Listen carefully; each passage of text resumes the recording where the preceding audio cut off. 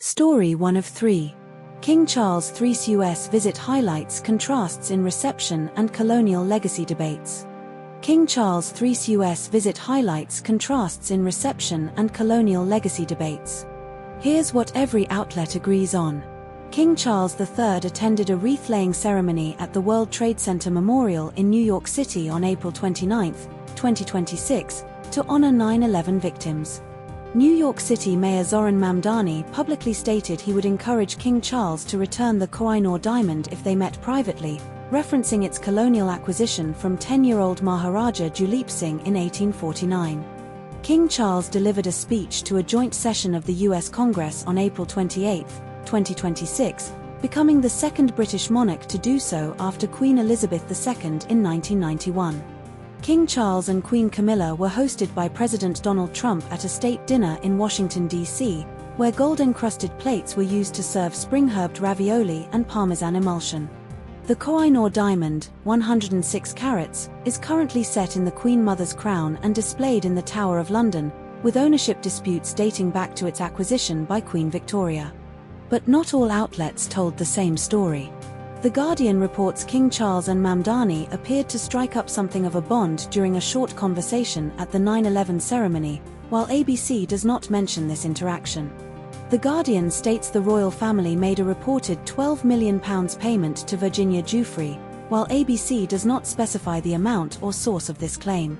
The Guardian includes a quote from Danica Parry calling the visit a weekly occurrence in terms of disruption, which ABC does not reference. This story was covered by ABC News and The Guardian.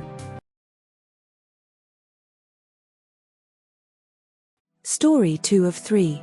Australian activists allege mistreatment after Israeli interception of Gaza aid flotilla. Australian activists allege mistreatment after Israeli interception of Gaza aid flotilla. Here's what every outlet agrees on.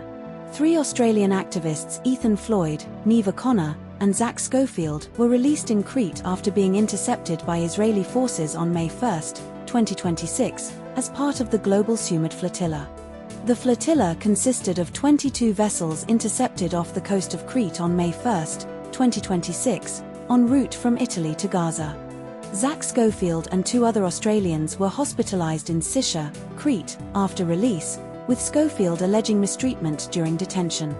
Israeli authorities confirmed detaining Thiago Avila, Brazil, and Saif Abu Keshek, Spain, for questioning, citing suspected ties to terrorism or illegal activity.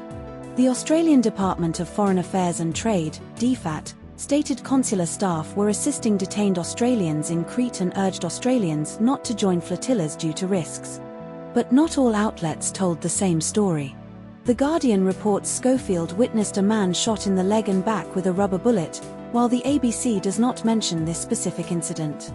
The Guardian states Schofield saw a Colombian woman repeatedly punched in the ribs by an IDF soldier, but the ABC only mentions a young woman punched in the ribs without specifying nationality. The ABC claims Schofield was forced to sleep outside on rubber mats, while The Guardian does not explicitly state this but notes about a quarter of detainees were forced to sleep outside without naming Schofield. This story was covered by ABC News and The Guardian. Story 3 of 3. 3 dead in Sydney home assault, man arrested. 3 dead in Sydney home assault, man arrested. Here's what every outlet agrees on. 3 people died after a violent incident at a home on Juliet Close, Rosemeadow, Sydney, on May 2, 2026, around 1:30 a.m. Victims include a woman in her 60s and a man in his 20s, with a third victim, 64-year-old man, dying later at Liverpool Hospital from critical head injuries. A 32-year-old man was arrested at the scene and taken to Campbelltown Police Station. Police believe the incident is domestic violence related, though the exact relationship between the victims and suspect is unconfirmed. This story was covered by ABC News and news.com.au.